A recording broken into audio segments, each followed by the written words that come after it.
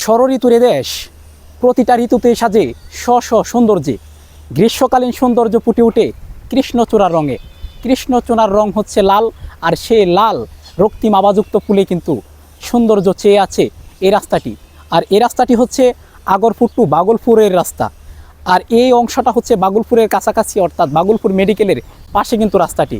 এখানে কৃষ্ণচূড়া রঙে রঙিন হয়ে আছে পুরো রাস্তা। বিকেল হলেই প্রচুর পরিমাণ ছেলেপেলে এখানে আসে ছবি তুলতে কিংবা ঘোরাঘুরি করতে। চাইলে আপনারা আসতে পারুন। আমরাও এসেছি এবার এই রাস্তাটিতে। বসন্তের পরই এদেশে ধরা দেয় গ্রীষ্মকাল, আর গ্রীষ্মকালের সৌন্দর্য ফুটে ওঠে কৃষ্ণচূড়ার রঙে। কৃষ্ণচূড়ার লাল রক্তিম আভাযুক্ত রং সব ডালিপালে যখন ছড়িয়ে পড়ে, তখনই সৌন্দর্য যেন ভরপুর হয়ে ওঠে এদেশে। আর এই রাস্তাটি হচ্ছে বাগলপুর টু আগরপুরের একটি রাস্তা। এই রাস্তার পরিচিতি প্রায় সবারই, তবে যখন কৃষ্ণচূড়া এখানে ফুটে তখনই এই রাস্তাটি সবার কাছে আরও পরিচিত হয়ে ওঠে জনপ্রিয়। তাই তো বিকেল হলেই অনেক ছেলেপেলে যারা বাইকে করে আসে এখানে ঘুরতে, আসে ছবি তুলতে।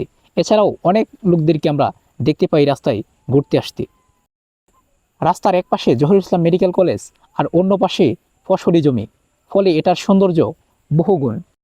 আর বাজিতপুরের মধ্যে এই রাস্তাটি হচ্ছে সবচেয়ে ব্যস্ততম একটি রাস্তা, যেখানে পা ফেলারও জায়গা পাওয়া যায় না। সার্বক্ষণিক চলতে থাকে অটো, ভ্যান, বিভিন্ন ধরনের যানবাহন। তবে কৃষ্ণচূড়া ফোটার সাথে সাথেই কিন্তু বহু মানুষের হানাগুনা এখানে বেড়ে যায়। বহু মানুষ বহু জায়গা থেকে আসে এখানে ঘুরতে, ছবি তুলতে। ফলে এ সময় এই রাস্তাটি প্রাণ ফিরে পায়।